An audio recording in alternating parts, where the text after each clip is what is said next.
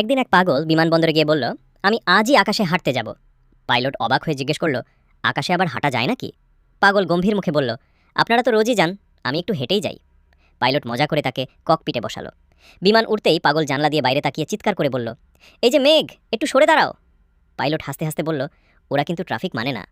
হঠাৎ পাগল seat belt খুলতে চাইলে পাইলট বলল, কোথায় যাচ্ছেন? পাগল উত্তর দিল, দেখছি নিচে আমাদের বাড়ি, একটু নেমে চা খেয়ে আসে। পাইলট মাথা নেড়ে বলল, আপনাকে নিয়ে উড়াই নামাই না। একদিন এক পাগল বিমানবন্দরে গিয়ে বলল, আমি আজই আকাশে হাঁটতে যাব। পাইলট অবাক হয়ে জিজ্ঞেস করল, আকাশে আবার হাঁটা যায় নাকি?